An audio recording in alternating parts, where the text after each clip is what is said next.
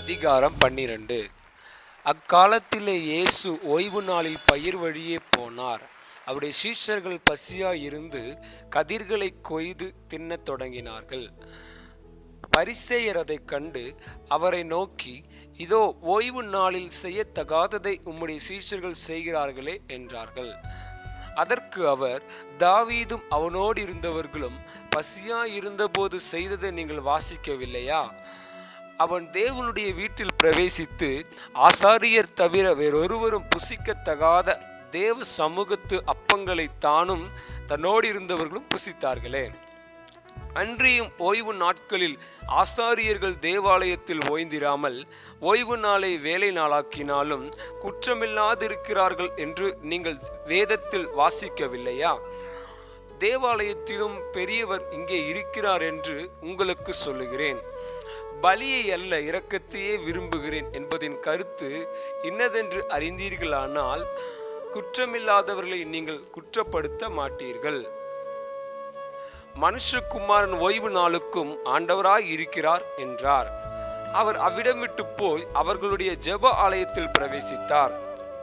அங்கே சூம்பின கையுடைய மனுஷன் ஒருவன் இருந்தான்.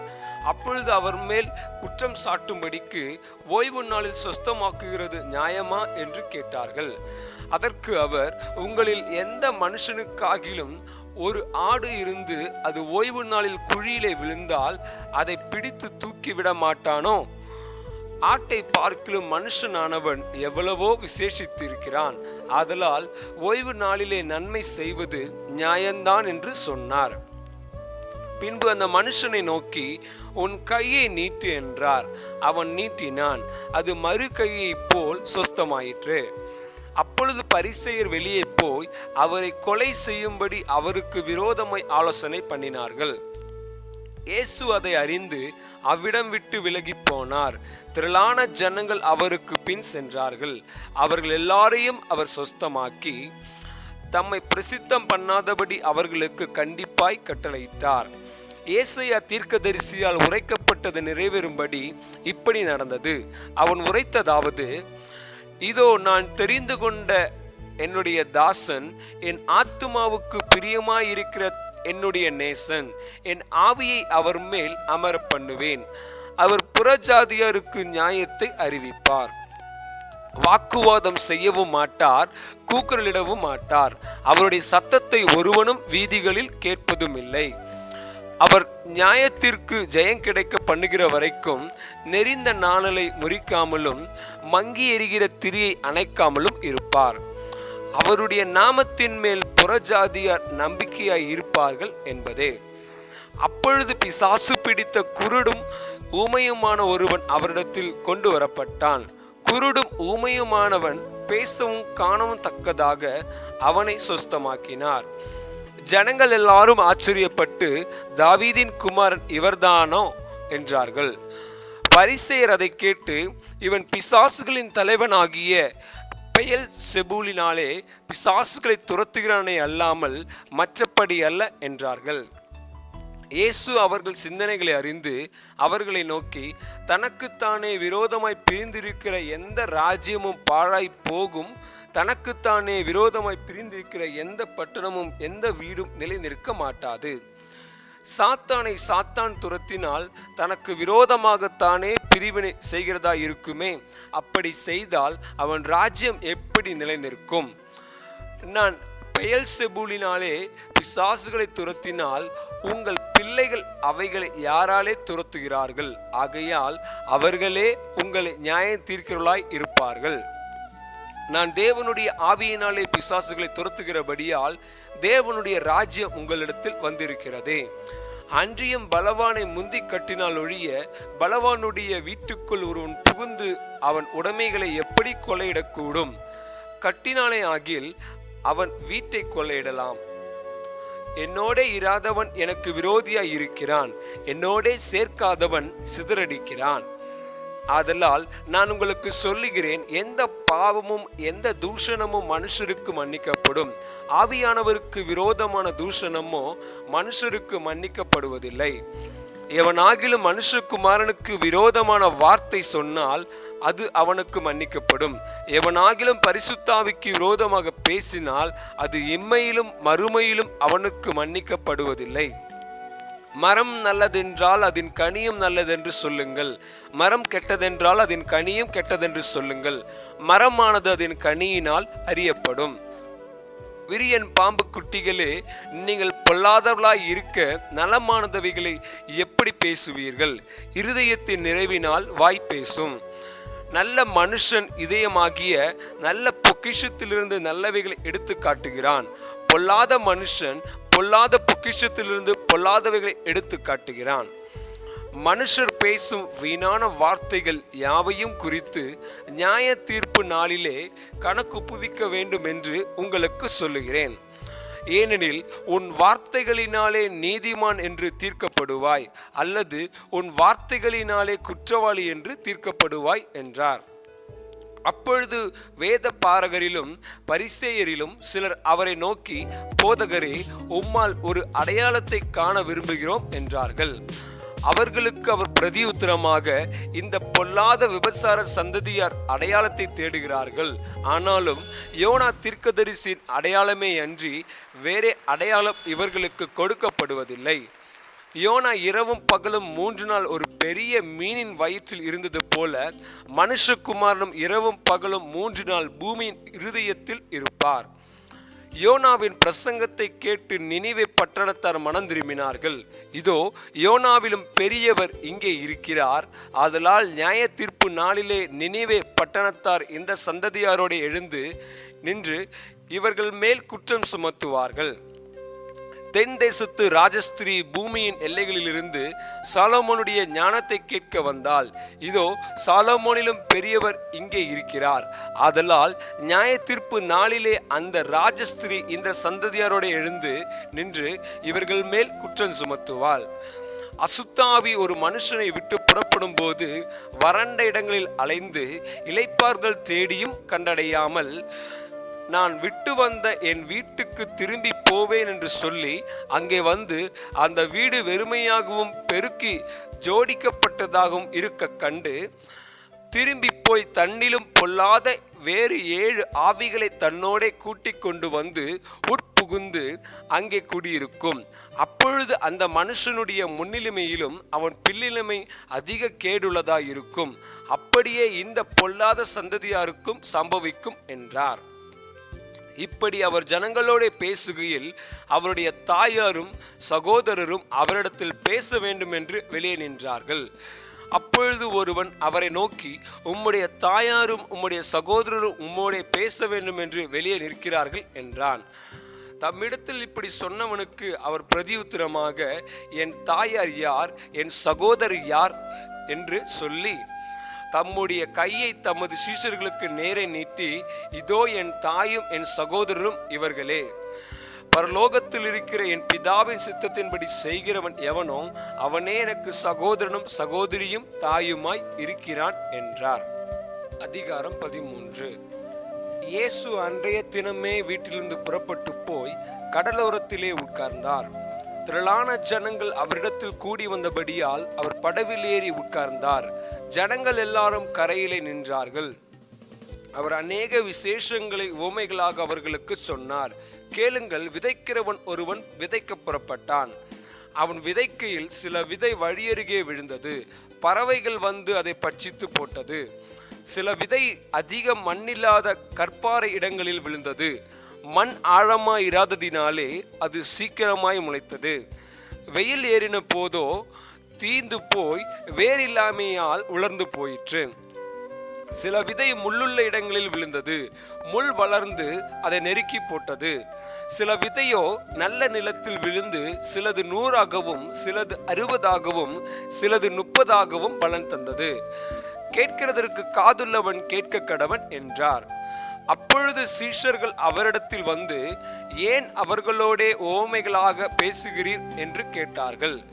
அவர்களுக்கு அவர் பிரதியுத்தரமாக, பரலோக ராஜ்யத்தின் ரகசியங்களை அறியும்படி உங்களுக்கு அருளப்பட்டது, அவர்களுக்கோ அருளப்படவில்லை. உள்ளவன் எவனோ அவனுக்கு கொடுக்கப்படும், பரிபூர்ணமும் அடைவான். இல்லாதவன் எவனோ அவனிடத்தில் உள்ளதும் எடுத்து கொள்ளப்படும். அவர்கள் கண்டும் காணாதவர்களாயும் கேட்டும் கேளாதவர்களாயும் உணர்ந்து கொள்ளாதவர்களாயும் இருக்கிறபடியினால் நான் உவமைகளாக அவர்களோடே பேசுகிறேன். ஏசாயாவின் தீர்க்க தரிசனம் அவர்களிடத்தில் நிறைவேறுகிறது. அதாவது, காதார கேட்டும் உணராதிருப்பீர்கள், கண்ணார கண்டும் அறியாதிருப்பீர்கள். இந்த ஜனங்கள் கண்களினால் காணாமலும் காதுகளினால் கேளாமலும் இருதயத்தினால் உணர்ந்து மனம் திரும்பாமலும் நான் அவர்களை ஆரோக்கியமாக்காமலும் இருக்கும்படியாக அவர்கள் இருதயம் கொழுத்திருக்கிறது, காதால் மந்தமாய் கேட்டு தங்கள் கண்களை மூடிக்கொண்டார்கள் என்பதே. உங்கள் கண்கள் காண்கிறதினாலும் உங்கள் காதுகள் கேட்கிறதினாலும் அவைகள் பாக்கியமுள்ளவைகள். அநேக தீர்க்கதரிசிகளும் நீதிமான்களும் நீங்கள் காண்கிறவைகளை காணவும் நீங்கள் கேட்கிறவைகளை கேட்கவும் விரும்பியும் காணாமலும் கேளாமலும் போனார்கள் என்று மெய்யாகவே உங்களுக்கு சொல்லுகிறேன். ஆகையால் விதைக்கிறவனை பற்றிய ஓமையை கேளுங்கள். ஒருவன் ராஜ்யத்தின் வசனத்தை கேட்டும் உணராதிருக்கும் போது பொல்லாங்கன் வந்து அவன் இருதயத்தில் விதைக்கப்பட்டதை பறித்து கொள்ளுகிறான். அவனே வழியருகே விதைக்கப்பட்டவன். கற்பாறை இடங்களில் விதைக்கப்பட்டவன் வசனத்தை கேட்டு உடனே அதை சந்தோஷத்தோடு ஏற்றுக்கொள்ளுகிறவன். ஆகிலும் தனக்குள்ளே வேறில்லாதவனாய் கொஞ்ச காலம் மாத்திரம் நிலைத்திருப்பான். வசனத்தின் நிமித்தம் உபத்திரவமும் துன்பமும் உண்டான உடனே இடரடைவான். முள்ளுள்ள இடங்களில் விதைக்கப்பட்டவன் வசனத்தை கேட்கிறவனாய் இருந்து உலக கவலையும் ஐஸ்வர்யத்தின் மயக்கமும் வசனத்தை நெருக்கி போடுகிறதினால் அவனும் பலனற்று போவான். நல்ல நிலத்தில் விதைக்கப்பட்டவனோ வசனத்தை கேட்கிறவனும் உணர்கிறவனுமாய் இருந்து 100 60 30 பலன் தருவான் என்றார். வேறொரு ஓமை அவர்களுக்கு சொன்னார். பரலோக ராஜ்யம் தன் நிலத்தில் நல்ல விதையை விதைத்த மனுஷனுக்கு ஒப்பாயிருக்கிறது.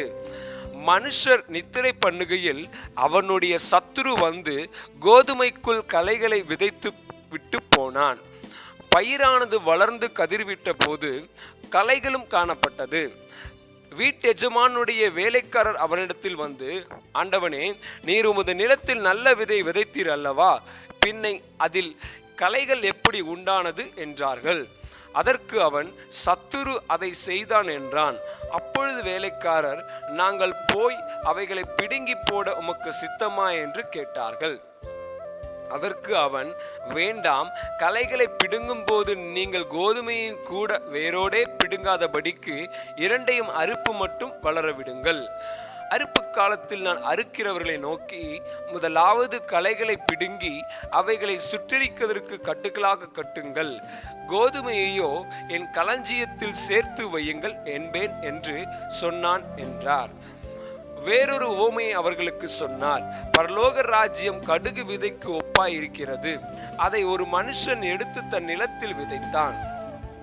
அது சகல விதைகளிலும் சிறியதாயிருந்தும் வளரும் போது சகல பூண்டுகளிலும் பெரியதாகி ஆகாயத்து பறவைகள் அதன் கிளைகளில் வந்து அடையத்தக்க மரமாகும் என்றார். வேறொரு ஓமை அவர்களுக்கு சொன்னார். பரலோக ராஜ்யம் புளித்த மாவுக்கு ஒப்பாயிருக்கிறது. அதை ஒரு ஸ்திரீ எடுத்து முழுவதும் புளிக்கும் வரைக்கும் 3 படி மாவிலே அடக்கி வைத்தாள் என்றார். இவைகளையெல்லாம் இயேசு ஜனங்களோட உமைகளாக பேசினார். உவமைகளினாலே அன்றி அவர்களோடே பேசவில்லை. என் வாயை உவமைகளினால் திறப்பேன், உலக தோற்றம் முதல் மறைப்பொருளானவைகளை வெளிப்படுத்துவேன் என்று தீர்க்கதரிசியால் உரைக்கப்பட்டது நிறைவேறும்படி இப்படி நடந்தது. அப்பொழுது இயேசு ஜனங்களை அனுப்பிவிட்டு வீட்டுக்கு போனார். அவருடைய சீஷர்கள் அவரிடத்தில் வந்து, நிலத்தின் களைகளை பற்றிய உவமையை எங்களுக்கு வெளிப்படுத்த வேண்டும் என்று கேட்டார்கள். அவர் பிரதியுத்தரமாக, நல்ல விதையை விதைக்கிறவன் மனுஷகுமாரன். நிலம் உலகம், நல்ல விதை ராஜ்யத்தின் புத்திரர், களைகள் பொல்லாங்கனுடைய புத்திரர். அவைகளை விதைக்கிற சத்துரு பிசாசு. அறுப்பு உலகத்தின் முடிவு, அறுக்கிறவர்கள் தேவதூதர்கள். ஆதலால் களைகளை சேர்த்து அக்கினியால் சுத்திரிக்கிறது போல இவ்வுலகத்தின் முடிவிலே நடக்கும். மனுஷகுமாரன் தம்முடைய தூதர்களை அனுப்புவார். அவர்கள் அவருடைய ராஜ்யத்தில் இருக்கிற சகல இடரல்களையும் அக்கிரமம் செய்கிறவர்களையும் சேர்த்து அவர்களை அக்கினி சூளையிலே போடுவார்கள். அங்கே அழுகையும் பற்கடிப்பும் உண்டாயிருக்கும். அப்பொழுது நீதிமான்கள் தங்கள் பிதாவின் ராஜ்யத்திலே சூரியனைப் போல பிரகாசிப்பார்கள். கேட்கிறதற்கு காதுள்ளவன் கேட்க கடவன். அன்றியும் பரலோக ராஜ்யம் நிலத்தில் புதைத்திருக்கிற பொக்கிஷத்துக்கு ஒப்பாயிருக்கிறது. அதை ஒரு மனுஷன் கண்டு மறைத்து அதை பற்றிய சந்தோஷத்தினாலே போய் தனக்கு உண்டான எல்லாவற்றையும் விற்று அந்த நிலத்தை கொள்ளுகிறான். மேலும் பரலோக ராஜ்யம் நல்ல முத்துக்களை தேடுகிற வியாபாரிக்கு ஒப்பாயிருக்கிறது. அவன் விலையுயர்ந்த ஒரு முத்தை கண்டு போய் தனக்கு உண்டான எல்லாவற்றையும் விற்று அதை கொள்ளுகிறான். அன்றியும் பரலோக ராஜ்யம் கடலிலே போடப்பட்டு சகலவிதமான மீன்களையும் சேர்த்து வாரிக்கொள்ளும் வலைக்கு ஒப்பாயிருக்கிறது. அது நிறைந்த போது அதை கரையில் இழுத்து உட்கார்ந்து நல்லவைகளை கூடைகளில் சேர்த்து ஆகாதவைகளை எரிந்து போடுவார்கள். இப்படியே உலகத்தின் முடிவிலே நடக்கும். தேவ தூதர்கள் புறப்பட்டு நீதிமான்களின் நடுவில் இருந்து பொல்லாதவர்களை பிரித்து அவர்களை அக்கினி சூளையிலே போடுவார்கள். அங்கே அழுகையும் பற்கடிப்பும் உண்டாயிருக்கும் என்றார். பின்பு இயேசு அவர்களை நோக்கி, இவைகளை எல்லாம் அறிந்து கொண்டீர்களா என்று கேட்டார். அதற்கு அவர்கள், ஆம், அறிந்து கொண்டோம் ஆண்டவரே என்றார்கள். அப்பொழுது அவர் அவர்களை நோக்கி, இப்படி இருக்கிறபடியால் பரலோக ராஜ்யத்துக்கு அடுத்தவைகளில் உபதேசிக்கப்பட்டு தேறின வேத பாரகன் எவனும் தன் பொக்கிஷத்திலிருந்து புதியவைகளையும் பழையவைகளையும் எடுத்து கொடுக்கிற வீட்டெஜமானாகிய மனுஷனுக்கு ஒப்பாயிருக்கிறான் என்றார். இயேசு இந்த உவமைகளை சொல்லி முடித்த பின்பு அவ்விடம் விட்டு தாம் வளர்ந்த ஊரிலே வந்து அவர்களுடைய ஜெப ஆலயத்திலே அவர்களுக்கு உபதேசம் பண்ணினார். அவர்கள் ஆச்சரியப்பட்டு, இவனுக்கு இந்த ஞானமும் பலத்த செய்கைகளும் எப்படி வந்தது? இவன் தச்சனுடைய குமாரன் அல்லவா? இவன் தாய் மரியாள் என்பவள் அல்லவா? யாக்கோபு, யோசே, சீமோன், யூதா என்பவர்கள் இவனுக்கு சகோதரர் அல்லவா? இவன் சகோதரிகள் எல்லாரும் நம்மிடத்தில் இருக்கிறார்கள் அல்லவா? இப்படி இருக்க இதெல்லாம் இவனுக்கு எப்படி வந்தது என்று சொல்லி அவரை குறித்து இடரல் அடைந்தார்கள். இயேசு அவர்களை நோக்கி, தீர்க்கதரிசி ஒருவன் தன் ஊரிலும் தன் வீட்டிலுமே அன்றி வேறெங்கும் கனவீனம் அடையான் என்றார். அவர்களுடைய அவிசுவாசத்தின் நிமித்தம் அவர் அங்கே அநேக அற்புதங்களை செய்யவில்லை. ஆமேன், ஆமேன், ஆமேன்.